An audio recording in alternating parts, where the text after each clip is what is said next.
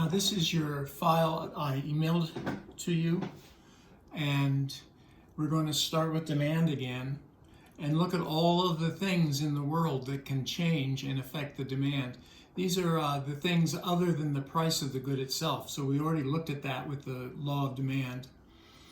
So the price of the good itself certainly can change the demand for it, but other things, many other things, can also change the demand. So we have them organized and called shifters or determinants, organized into 8 categories: 1, 2, 3, P-I-N-T-E. 1, 2, and 3 are things that could affect demand and supply, possibly, at the same time. They might not, but they might. The P-I-N-T-E affect only demand. Now in your textbook, the authors only tell you about the P-I-N-T-E. I'm not sure why. But you don't argue with someone who's won the Nobel Prize, do you? So I'm a little more complete about it. What these things do is cause the demand curve to shift. So I have a shift to the right or a shift to the left. So here, if you start with the original demand curve D, you could shift to the right, I called that D plus, or shift to the left, D minus. So we're going to look at how that works. So we're going to start with the original demand curve, and then we're going to change one of these shifters and see which way the shift goes. So let's start with number 1, time period variations. That could be seasonal effects, could be time of day, day of the week, that sort of thing. So I started this off with coffee because I thought maybe you might be drinking some coffee while you look at this. I'm going to have a sip of mine. I have a nice big thermos of it. Sip them if you got them. Okay. So let's say that the most obvious thing occurs. Your time period gets longer. Instead of 1 day, it's 2 days, right? Or 3 or 4 or 5. So that's going to increase your demand. So if you look at any given price, here's a price called P1. Initially, I had it hitting the original demand curve where Q1 is, if you intersect that point there. If you have more time, you're going to have more consumption. It's pretty obvious, right?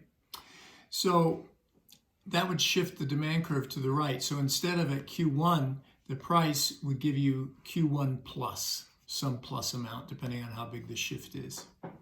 Now, if it was a whole another day, 2 days instead of 1, and they were identical kinds of days, 1 day was like another, well, then it would actually double and be way out here. The shift would double.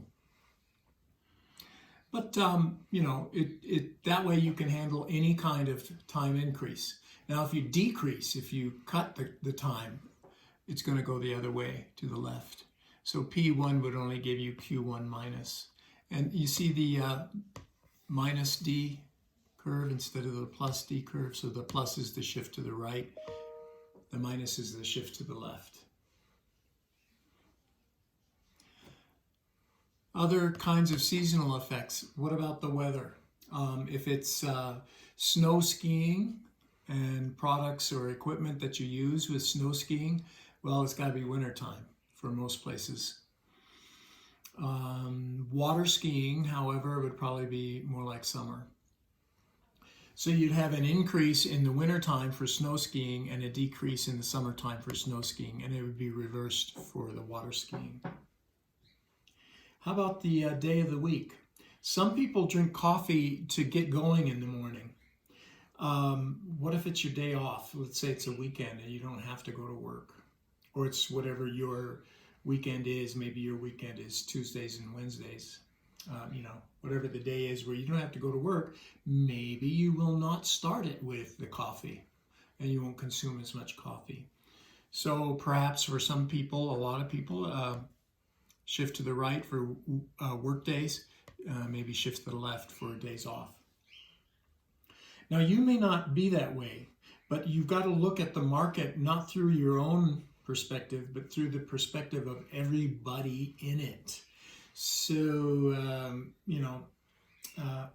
this is just the the greater impact would probably be what I'm describing, where you don't drink coffee when you have a work day, but you do when it's a work day. They mean that might, for myself, for example, I drink coffee 24/7. If I wasn't making this video, I could lie down on the floor here, and if nobody emailed me nicely, then in 5 minutes I'd be asleep. And I've already had about 6 cups of espresso today. So that's just me. Everybody's not like me. So don't look at this through your own perspective. Try to look at it through the perspective of everybody, and you would get the overriding trend that way of the shift. Quality characteristics. Well, just about everybody I know likes quality, but characteristics could be something different. So let's start with quality. That's the easiest one. More quality, more demand for it. So if quality increased, you have a shift to the right of the demand curve, and all your quantities for any given price would be greater. And the same thing for a drop in quality, it would shift left.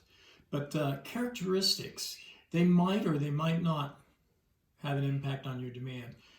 Red cars are popular. I think that's the most popular color. White cars are probably second. So if this is the demand for cars and the car that you're trying to sell is red, you'd get a shift to the right of the demand. But if it was Frankenstein green, well, then probably shift to the left. Oh, what else you might do?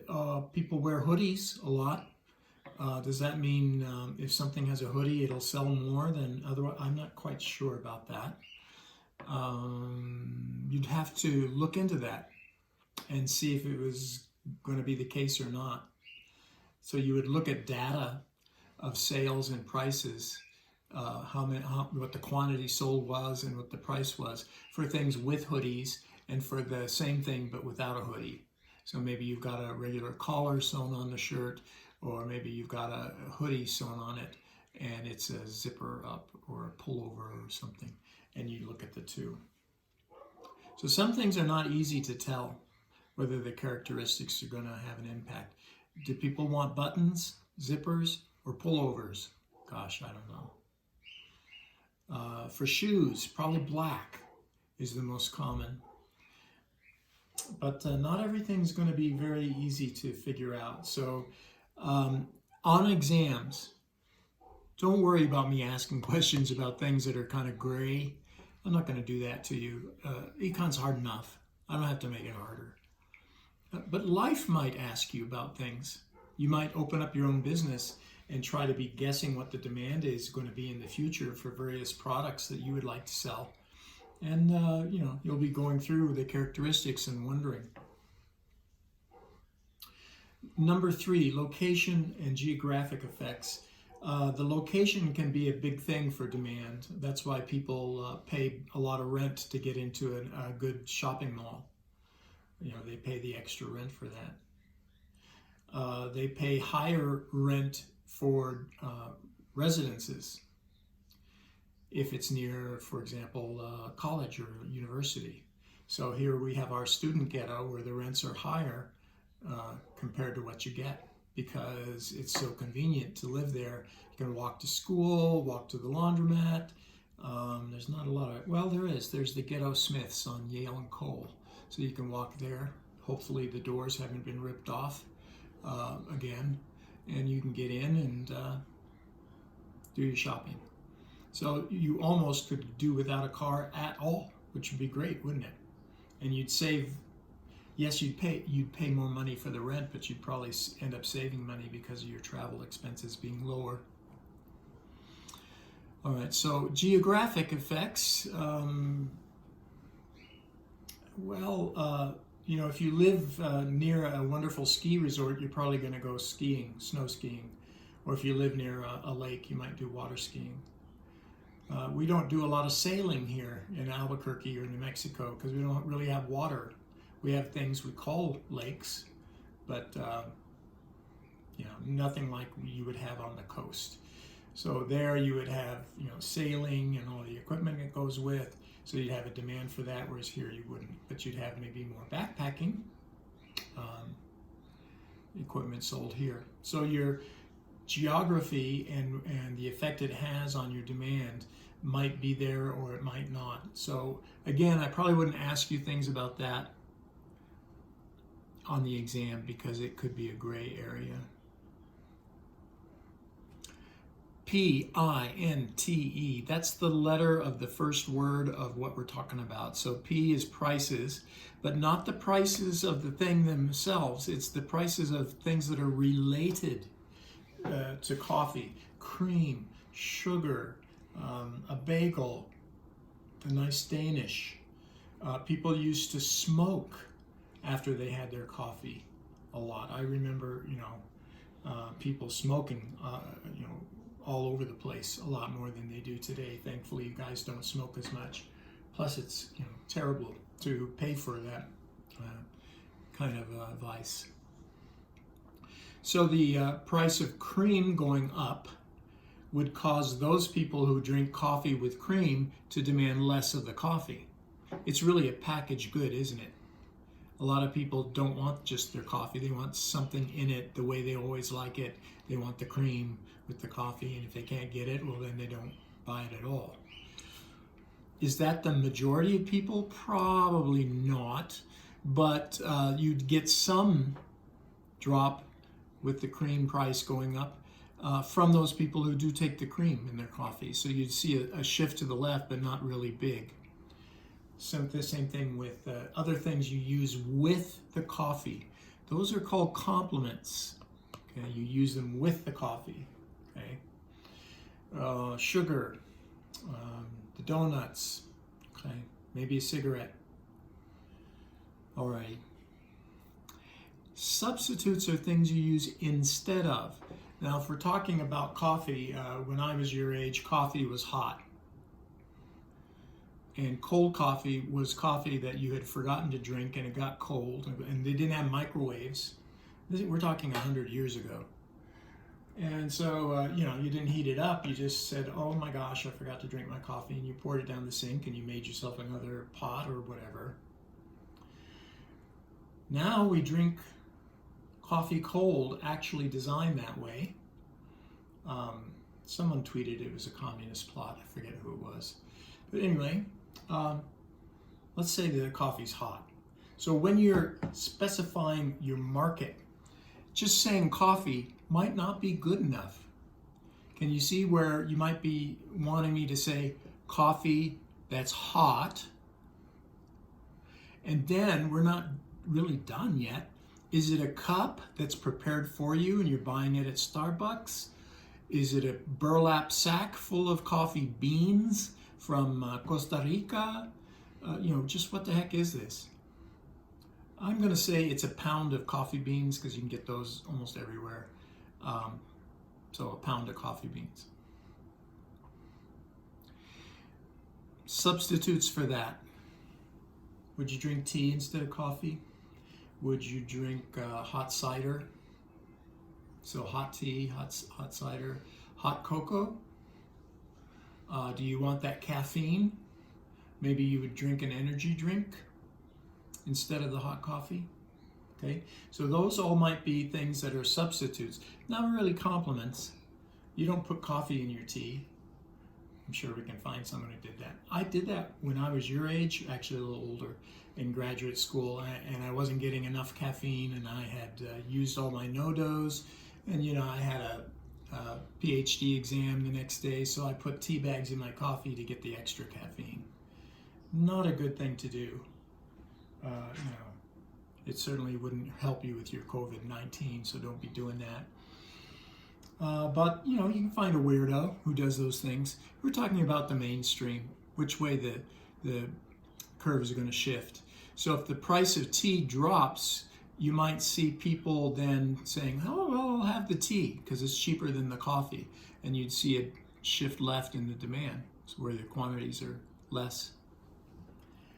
If the price of tea went up, you might see people shifting back to coffee from T. So the shift would be to the right, demand curve. Income starts with the letter I. We have two kinds of goods. We have the typical good, we call them normal goods.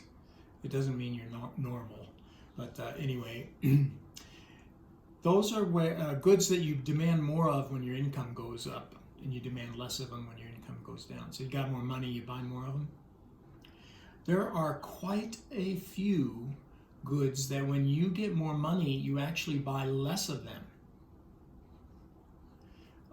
The cheaper cuts of meat, perhaps, used clothing. I'm not talking about antique or some kind of fashionista thing that you can get from 30 years ago if you go to the thrift stores.